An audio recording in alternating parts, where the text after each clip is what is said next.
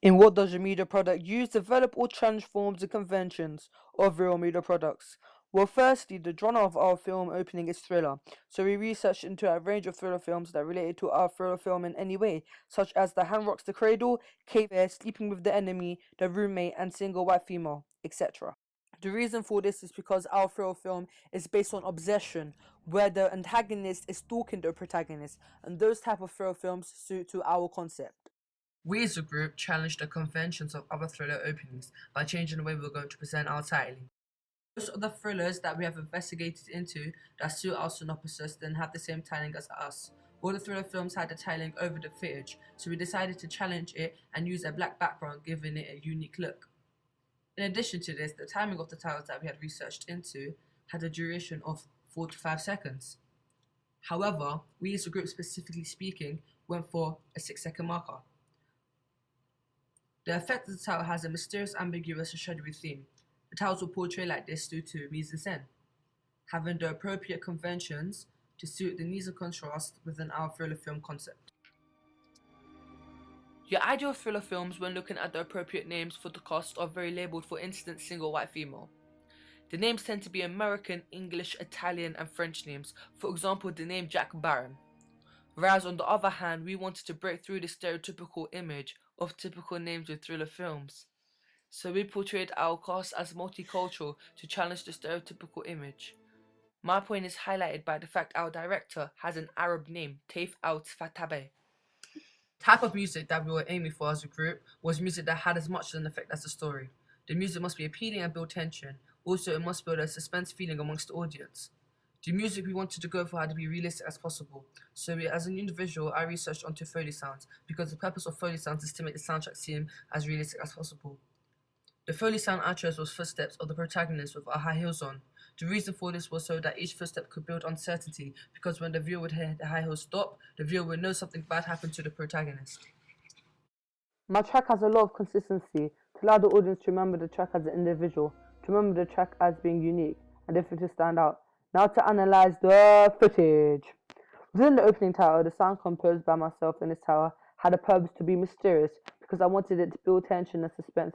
So that's why I added in dialogue in the opening title with suspicious voice mentioning Mistook Entertainment. Well, it was more spooky. Anyways, I also done this so that the misty sound can almost foreshadow what is going to happen in an ending. The sound and the titling didn't have to contrast with each other. However, I wanted the sound to be consistent throughout, so meaning the fading in and fading out phase was the same time as the titling to engage with the audience and not have it tiresome. Yeah, tiresome like that. I chose to have the titling to have a breathy sound effect to yet again build tension, and also because it blends in within the timing of the titling. Each footage had to stand out, like that. So in order to do this, I added in sound that built tension and suspense to introduce the next footage. This was on purpose to allow the audience to feel an effect upon the sound of each footage. This sound effect was portrayed to be a bit louder than the titling sound. Throughout the opening, until they got up to the fixated film title, I included the sound of an aggressive terminating machinery of some sort. Secondly, we also challenged the typical camera shots used in thriller openings. Typical thriller films that open with a nightmare would always have a point of view shot, whereas we didn't want to be labelled as copying and being the same. So we wanted to take a risk by standing out and being unique with our work by not using that type of shot. We chose to have so many different camera angles and shots in this opening to build tension and allow the viewer to consistently be attached to the thriller opening, which would also build a sense of mystery and anticipation on what is going to happen next.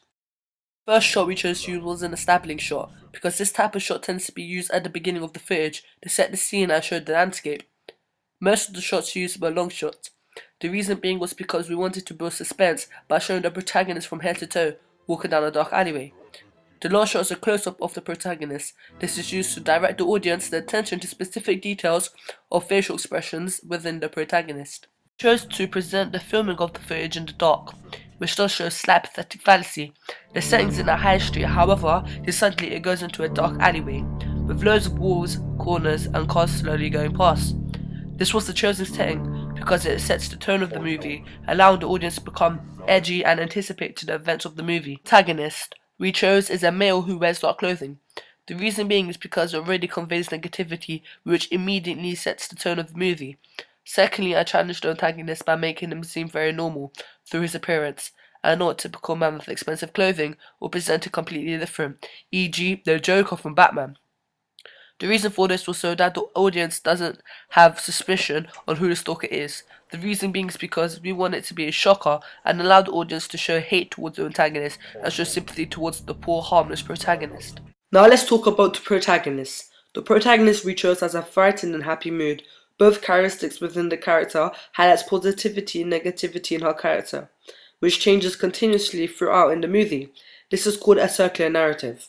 We challenged the protagonist by not presenting her as a typical white female because we wanted to challenge the stereotype and present the protagonist as an Asian female. Well, not too hyperbolic, more settled and simple. The protagonist has been presented with black clothing. This is so that the protagonist doesn't reveal her personality and give an insight of the character. Well, I'm sure I covered up on everything. Then, presented by Michael McCordy. Peace.